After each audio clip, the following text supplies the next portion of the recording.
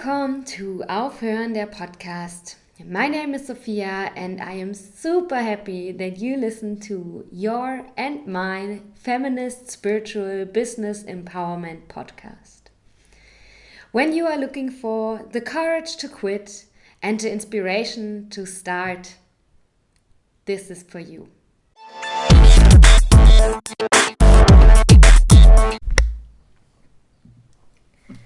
So, hello.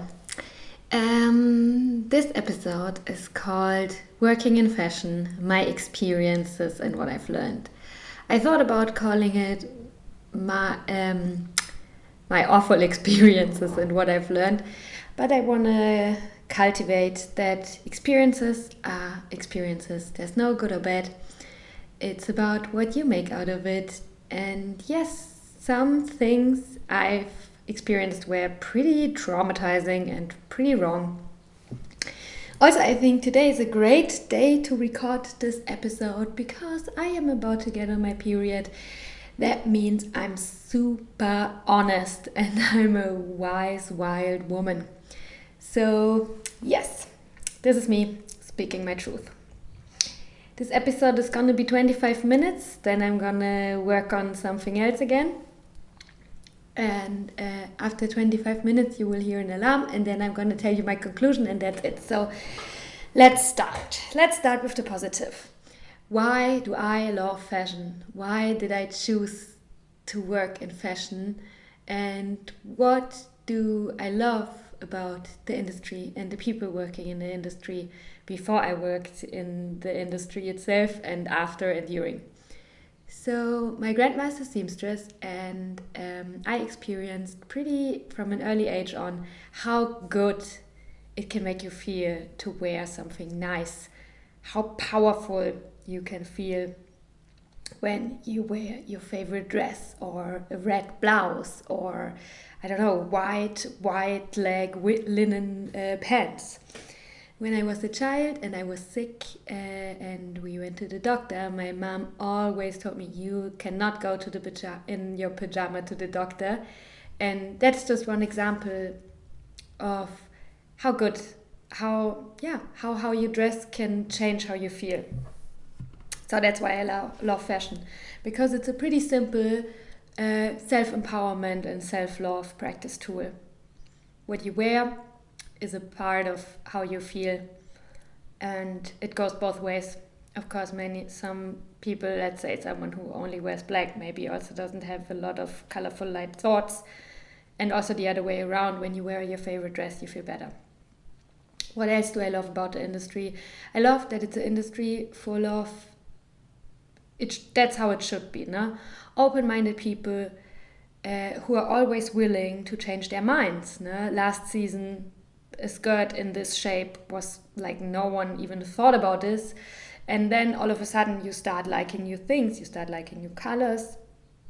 So in the ideal world, people who work in fashion should practice open-mindedness or are practicing being open-minded and changing what they like, changing their feelings towards different things. And this I find very cool. Also, it's one of the industries where many women work. And what I also like is that, for example, homosexual, gay people have always been celebrated in fashion.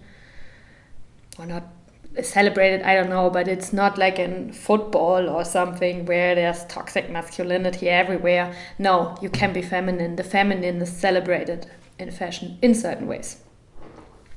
So these are all the positive aspects, I think.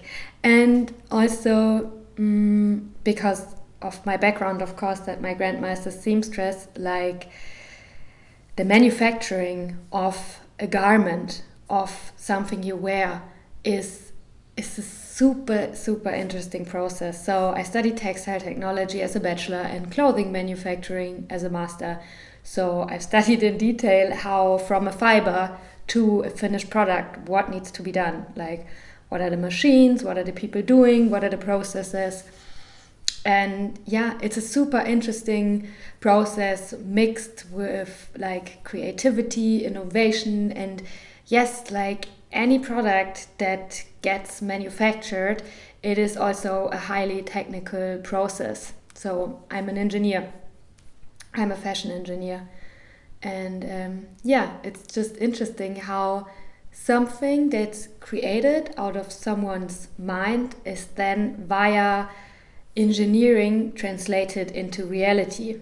I find this really, yeah, amazing. And it's something that everybody uses every day. We are never naked, or sometimes we are, but every day you pick something and you wear something. So it's, I thought it's also something with which I can reach a lot of people because everybody uses clothes. Yeah. So this was everything I loved, and then I finished school, and then I really didn't want to, like, I don't know, go backpacking and find myself or whatever. I didn't need that because I know I want to work in fashion. I didn't know why, that came a bit later, but I knew that that's my thing. Like I really want to do it. I want to learn all about it. I thought I need to like study to do it, and turns out like this is what my first advice I would like to give all of you. If you want to do something, you can just do it. You don't need to become an engineer expert and study 8 years until you can allow yourself or think that you're now like smart enough or powerful enough or wise enough or whatever to be where you want to be. You can always do it. So yeah, but I chose the safe way. I just studied all that stuff, and it was also very interesting. But then, what happened then? Oh, then fashion took me to Berlin. I came here 7 years ago for my first internship during my bachelor, and I can say, looking back, it was a great experience. I met so many people I'm still friends with and I'm looking up to, and it was me the first time moving out of the county Baden-Württemberg where I was living.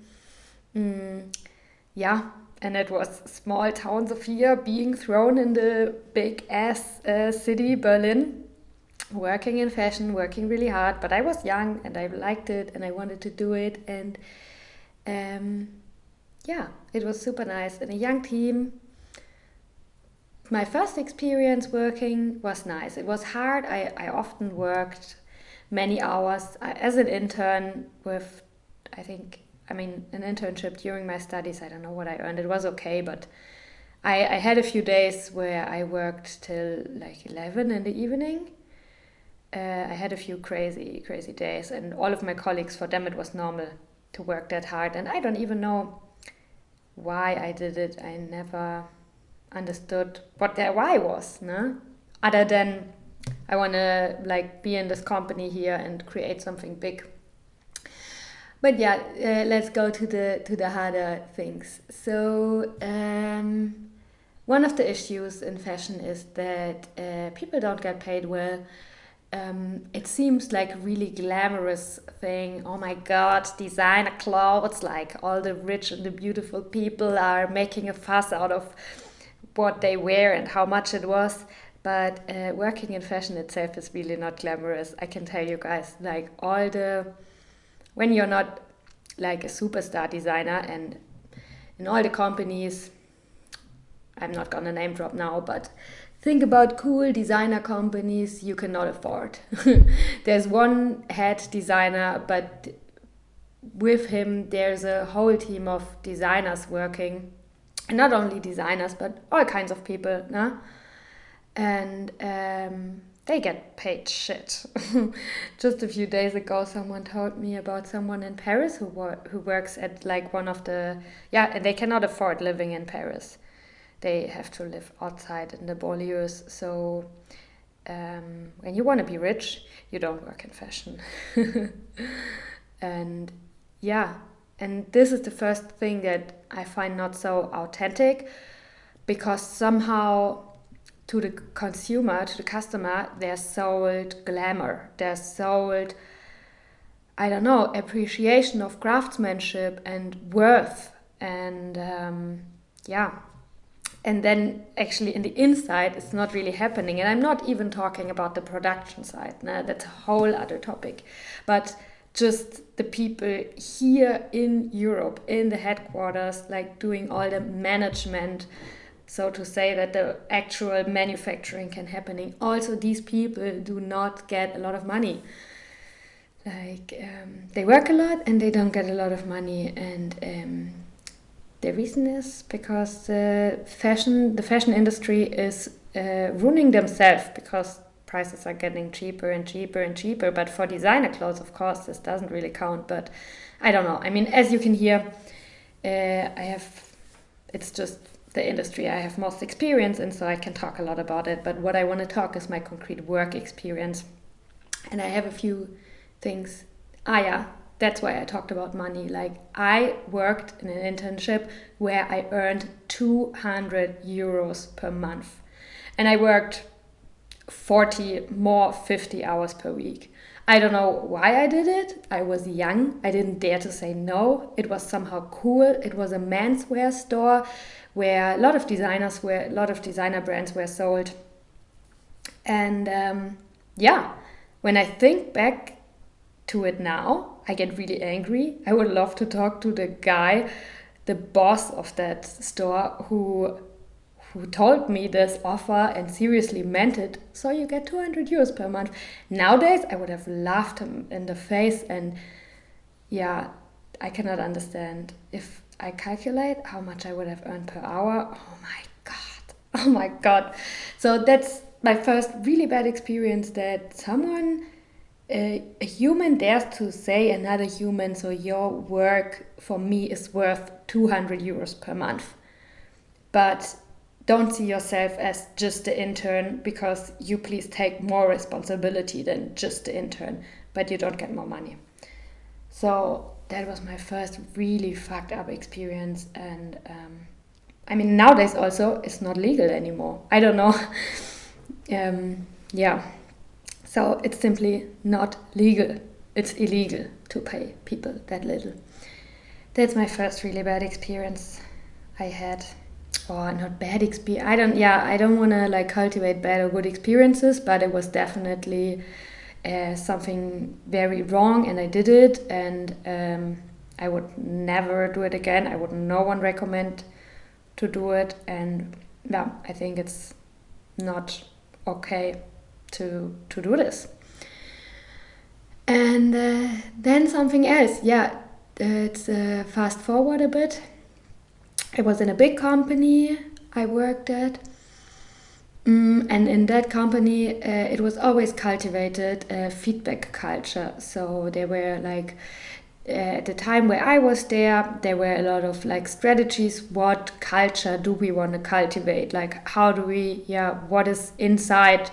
Like, how do we want our company culture? There was a company culture building when I was working there. So there were many like general meetings and educational programs. You could watch videos, or people from the HR were like talking to you and educating you on what the culture would be, or we were all creating the culture together. And they called it feedback culture. They wanted to encourage people to give feedback peer-to-peer, and not just top-down, but so not just the boss tells you how you did your job, but everybody tells everyone how they can improve. And I've worked as a working student in that company for 2 years. And it was, I often liked it, otherwise I wouldn't have done it so long. But there was also then a time where somehow, when you work there and you don't have any issues, you don't care so much when someone is fucked up. But then when it affects you, it gets really shit. And when I try to look at this situation with compassion, and so I think why I love fashion is the ideal world. But the truth is also that many people cover up a lack of self-love and insecurities with looking good or being dressed nice. And that's also inside the fashion industry. So it's not that everyone who works in fashion is like, oh my God, we're helping people. Like, I'm designing this nice sweater here, and the person who's gonna wear this must feel so empowered, and then they can go out and live their day and feel really good. No. A lot of people are very judgmental in fashion, of course, superficial, and it's sadly really not the case that everybody has a strong why other than I want to look cute, and I think I'm then cool and better than you, definitely. So that's why I have experienced that in fashion often you work with actually people who really don't have a lot of self-worth. And I think maybe I also didn't at that time, otherwise I wouldn't have worked for 200 euros, but that was way earlier. But yeah, I think cultivating a strong sense of self-worth maybe leads you to not working in fashion anymore. I mean, it's not all like this. Yeah, but okay, I'm gonna just like tell it now what happened to me. I had a meeting with my boss in this company. Mm, and I was always very like motivated. I supported many different people in the team, but I'm also like I have a strong character. I'm not a banana bread person, and I cannot be someone else. I cannot hide this. And for around 1.5 years, I think this was really appreciated in the team because through my self confidence and my strong character, I could do more things than an intern. I could take more responsibility. I could support people better. I could take more work and more projects. And I could, like, I don't know, represent the team in situations where actually you would have needed someone who's maybe in a higher position than me already.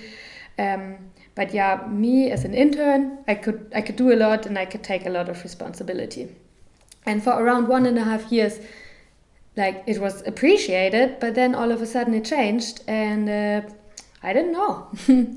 But then I got told, and then like really these were the words that someone told me, that a boss of mine once told me. He told me that I have to be more devout, and that was until this day, and it was now 3 or 4 years ago, I don't know, but until today I'm like, excuse me, sir? I have to be more devout? What the fuck are you talking about?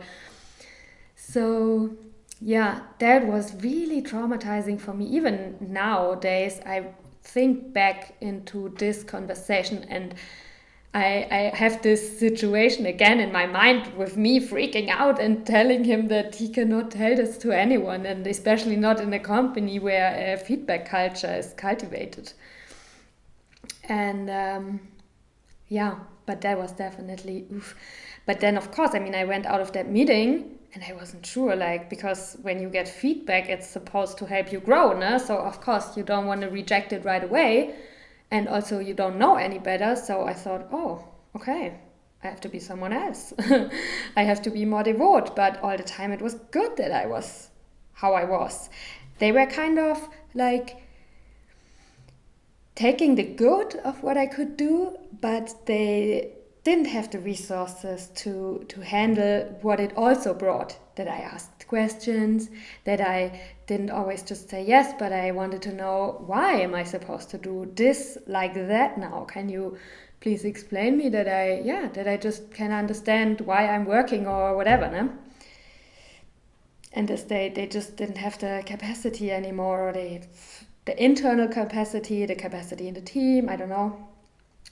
But yeah, that was definitely a really, really crazy thing to hear from your boss, that you have to be more devout. And also, like, he was a bit older, as he was not from my generation. And then he also mentioned I think it was he meant the Simon Sinek video. He was like, yeah. Recently I saw this video of this really smart guy talking, and he said that all of you millennials, you are just not patient enough, and that's really your weakness. And yeah, I also just thought, really, did you finish watching that video? Because if you would have known who he also criticizes, and he also criticizes the leadership. And that's you, motherfucker. Feels so good to say it. Yeah, so I went out of this meeting and I was like, oh my God, do I have to be more devout now? Or I'm like, of course, you get told, you get not encouraged. I did not get support in developing my own personality, but I got told that I am wrong and I have to be different to be successful, that I'm not okay as I am. I mean, I could have also been told that maybe another kind of position is better for me or whatever. And then I went out of that meeting and I wasn't sure if he was right or not. Of course, I wanna like take feedback and grow from it. So I was really doubting myself, and then I opened up to a colleague and I told her about it, and she laughed at me and she was like, "No, Sophia, that's bullshit." And that's why I'm telling you, I don't know, if I have never worked in a lot of different industries. Fashion is the only industry I know, but I think the reason why I share this is because I want you to know that your work is your work and you don't need to feel shit because of your work. When you do, there's nothing wrong with you, but there's something wrong with the work environment, maybe. I think that's being professional, not telling people that their personality sucks, but just hiring the right people in the right positions and letting them do their job. Oh, it feels so good to rant. And what else have I experienced? Yeah, and after I have finished working in this company, like, it was connected to a lot of, also in my private life, there were some like major transformations. And yeah, after that, I have had another job in a startup. And in that job, I realized how fucked up the whole work environment. I'm not saying that it's a company, or maybe it is, I don't know, but in that job I realized how fucked up the other job was. Because all of a sudden I went to the office and everybody was nice, like no one was gossiping. I felt like my colleagues really want to like lift me up and are not, and really want to like collaborate and work with me, and are not like secretly, sneakingly waiting till they can, behind my back, fuck me over.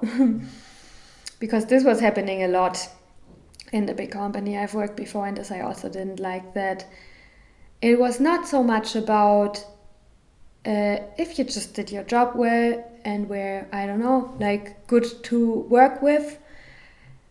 But I had many colleagues who were talking so badly about so many other of our colleagues, but not being like, hey, you did this and this affected my work and now I'm kind of angry, it's fucked up, why did you do it? It wasn't like that. It was more like, I remember one situation, it was the girl who I worked really closely with, she was kind of like my direct boss. And there was another girl, actually also a friend of mine. She was sometimes a bit late, but no one has ever told us that we have to be in there and there. And my friend, maybe I'm also biased because she's my friend, but yeah, she had a really creative job. Sometimes she didn't have a lot to do, so every now and then she came a bit late. Actually, in these kind of jobs, from my perspective, you also have trust. You can also do home office when you like, and it should be that, the person, your boss, just trusts you that you get your work done, and then that's good. And also, my friend, she's not German. And this other girl, who was my direct boss, she was German, and she was super German, and I think she didn't even realize it. But I think when you work in an international company with a lot of people from different places, you should maybe be a bit aware of what your culture is and how that might differ from other cultures. So you don't say people are shit, but cultures are different. It feels so good to say all of this. But yeah, there was the situation that she was sometimes late, and And then this fucked up bitch she was sitting next to me, and then she just said, she didn't say, oh, she's late again. I think it's not fair that she's late because I am here already and I am working really hard and I feel like she's working not as hard as me, and that frustrates me. That's what she actually meant, probably, but she didn't say that. She couldn't say that. I don't know. But what she said was, oh, where's, I'm wondering where she is. She's not in her desk. Is she here? And she pretended like she was saying that to herself or to whoever in the room was, but she said it on purpose because the boss was sitting there. And there was one situation where I just thought, oh my God, it's so fucked up. Can you not just focus on your work and trust that everybody else does the same? And if not, like, everybody gets what they deserve, it's not your problem if she's working too much or too little or whatever. And yeah, that's just another experience of how bitchy people can be. And yeah, it feels so good to say this. I still don't know if I'm gonna publish it, to be honest, but I felt a strong urge to share it. And yeah, I mean, what I've experienced a lot, especially in this big company, was that people were really backstabbing. So I don't know,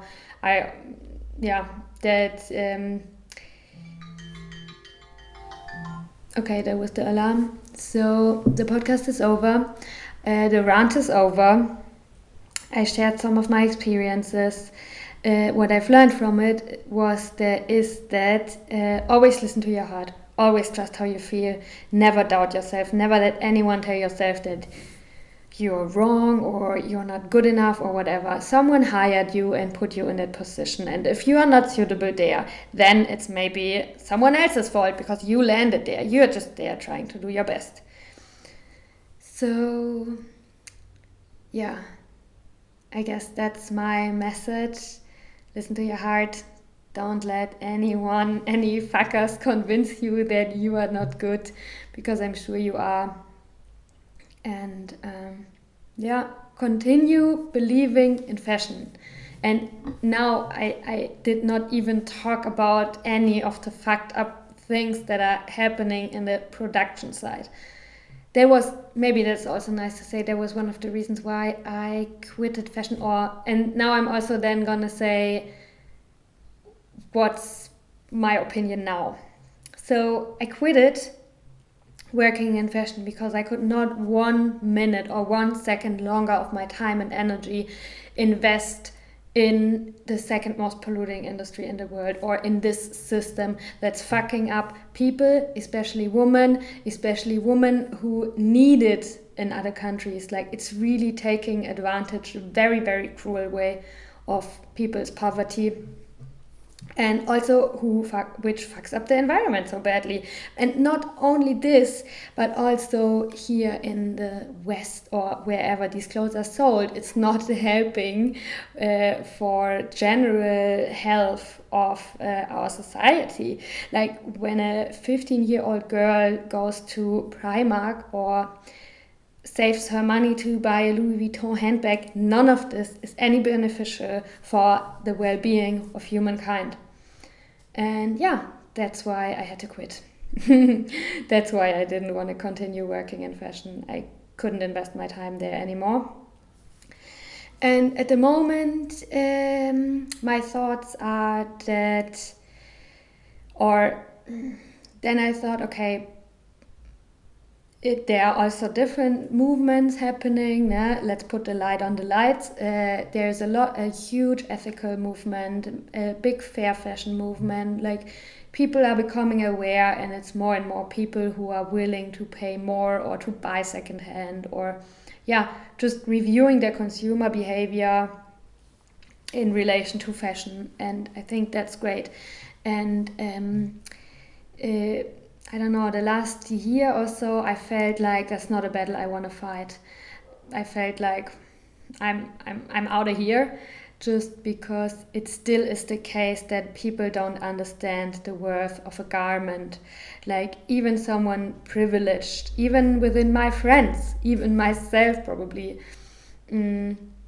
yeah, we don't like to pay the amount that it should cost to buy anything, clothing. And I hope it's possible, and I believe it's possible, but at the moment my fantasy, my imagination I cannot think of how. So yeah, I don't know how to make this backwards. I don't know how to make people pay like it's normal to pay 200 euro for a hand knitted sweater, for example. I don't know. We cannot stop the internet. We cannot go back in time. And yeah, I don't know what other reason is there. And also, there are so many millions and millions and millions of clothes produced that are not used, that are not loved, that are not appreciated, that are thrown away. When you walk here on the streets in Berlin, like everywhere are clothes and textiles and garments. And then when you look at the bigger circle, it's a mix of fibers. So it's not, oh, it's a cotton t-shirt, we can just recycle it and make a new cotton t-shirt. No, the thread is polyester, and then there maybe are some buttons and this and that. So recycling is not so easy. We are just producing and wasting a lot of resources to create waste that's gonna outlive my children.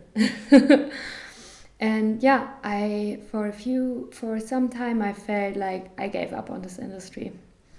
I believe we should all buy nothing and be happy.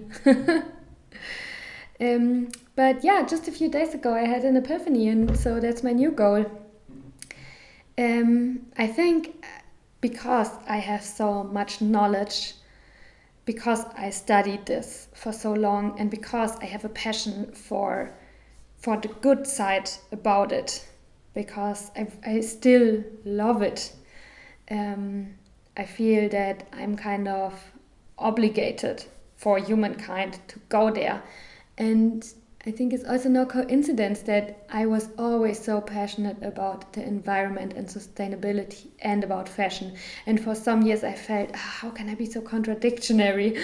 What's wrong with me? How can I work in fashion but love the environment? But I think that someone who has studied textile engineering and clothing manufacturing, and someone who wants to take care of the environment, or no, what I wanted to say is that I think that someone who has the knowledge and the experience and the passion that I have has a lot of power to change things. And that's why I somehow feel obligated. Like, if even textile engineers say, hell no, we cannot save this, who else can? Ne?